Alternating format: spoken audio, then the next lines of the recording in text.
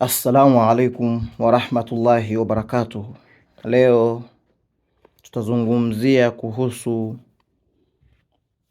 chuki ya asili kwa watu wa kirohani. Ndugu zangu, katika jamii ambayo unayoishi, aidha watu wao wanakufahamu au hawakufahamu, utakapoenda wewe tuweza katika ofisi au katika hiyo jamii, tarajia kuna chuki zitazuka.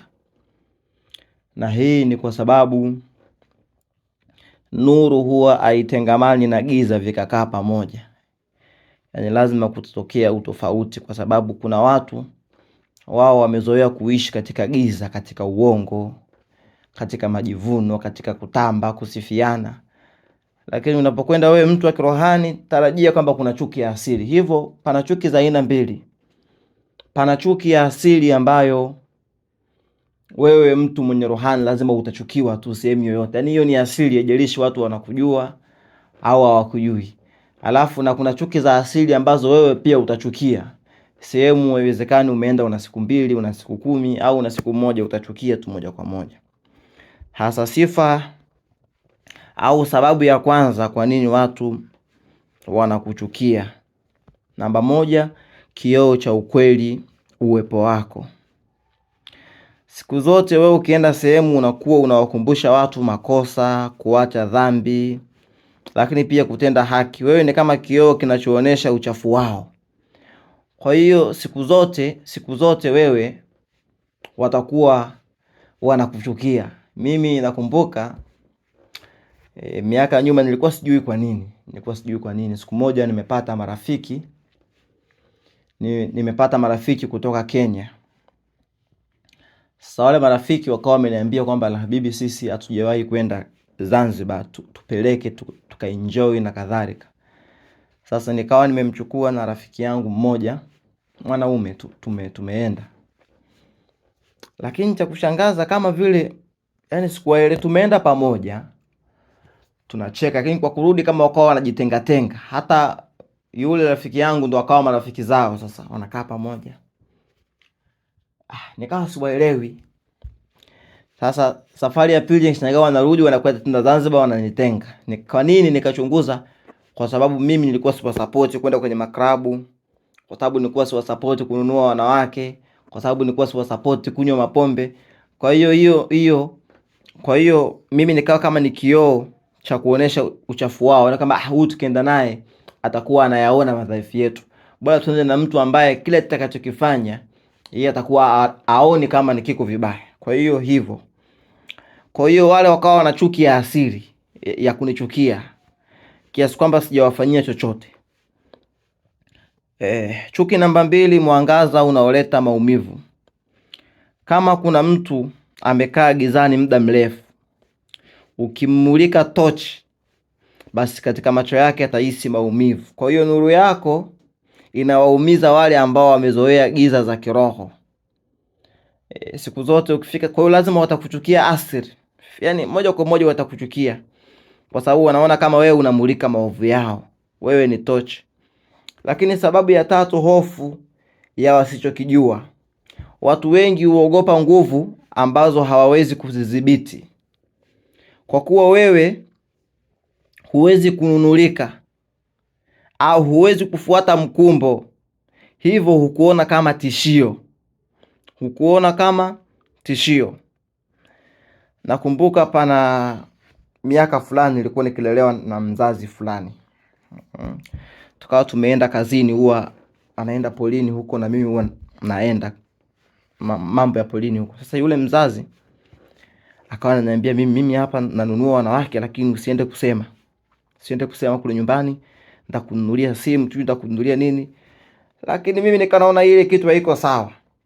Kwa hiyo baada ya kumkatalia, akaanza kunikatalia, kwa sababu anahisi huyu mtu anunuliki, huyu mtu si wa kufuata mkumbo, na akawa anawakumbatia wale ambao wanafuata mkumbo. Kwa hiyo jambo la 4, kuvunjwa kwa maski. Watu wa kiroho wana uwezo wa kuona ndani ya nafsi. Akati watu wanafiki huhisi kwamba wanaonekana hata kabla wewe mtu wa kiroho hujasema chochote. jambo ambalo linawafanya wakuchukie. Kwa hiyo muda mwingine unaweza ukasema nao wewe, hata ukitabasamu na yako wanahisi kama umewajua kitu, wanahisi kama au katofahamu, hivyo watakuchukia hata kama hawakujui, watakuchukia. Au saa nyingine wewe unacheka zako, watasema unacheka kinafiki, kwa sababu wanahisi wewe unaona mpaka ndani. Lakini kitu cha tano ambacho kinasababisha chuki ya kiasili ni wivu wa kiasili. Kuna neema na ulinzi wa Mungu, baraka unaoambatana na wewe mtu wa kirohani. Watu huona milango yako inafunguka kirahisi. Na siku zote wanahisi kama si haki. Ndio maana waweza enda sehemu, mimi siku moja miaka ya nyuma tulienda sehemu kufanya kazi za kuchimba tu hii mifereji, tunafanya kazi kutafuta riziki. Sasa hali tulikuwa tunalipwa pesa. Mimi nikawa najituma sana kufanya kazi. Hata yule mwenye nyumba alikuwa anasimamia akanipenda sana. Sasa akawa amesema kwamba kuanzia leo huyu boss ambaye alikuwa ametuajiri msimamizi wa kazi, akasema huyu mtoto usio unamlipa, nitakuwa namlipa mimi mwenyewe. Alafu mchana ukifika msimuhesabie chakula, atakuwa anakula huku ndani. Yaani mimi nikawa nakula nakula naye boss, nakula na familia yake, mke wake, watoto wake. Kwa hiyo ile kitu ikasababisha hasadi sana pale, chuki, kwamba kwa nini huyu mlango wake umefunguka kiurahisi? Kwa nini? Ni hivyo tunema. Kwa hiyo wale wenzangu kwa nalipo kwa siku shilingi 7,000, bosi akawa anilipa shilingi 20,000 ya Tanzania kwa siku, na ninakula kwake, na wakati wale ile 7,000 wanakatwa na chakula, na ninakula kwake na niko vizuri.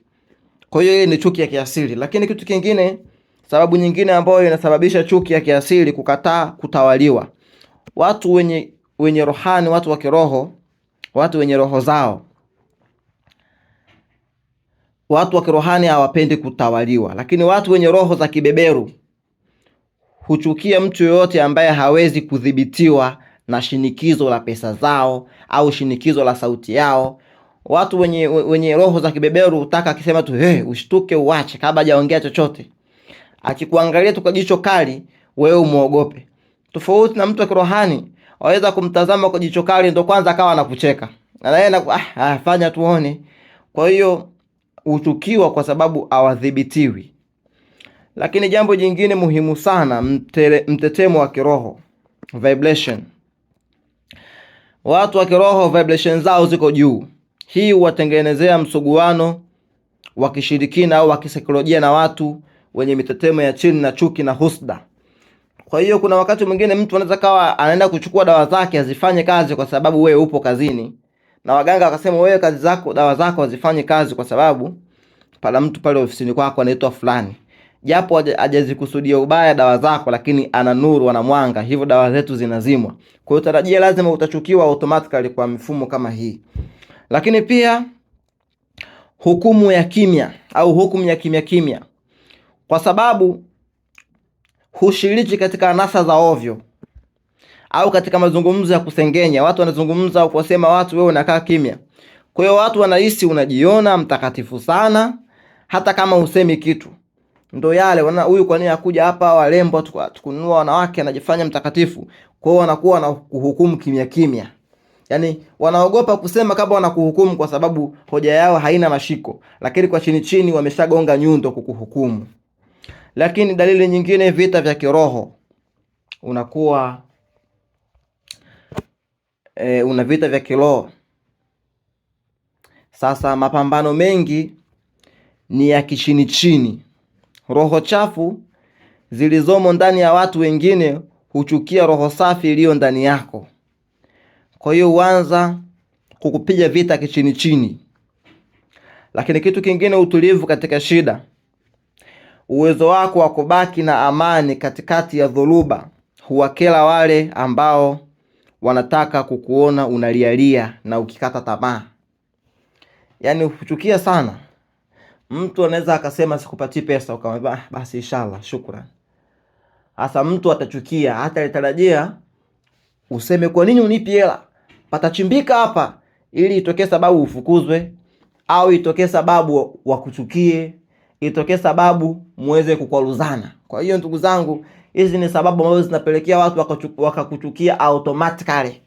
Yaani automatically wakakuchukia, hawakujui, hamjuani sana, hawamjui baba yako wala mama yako, lakini wakakuchukia. Haya, sasa tuangalie sababu 10 kwa nini watu wa kiroho wanakuwa wanawachukia watu.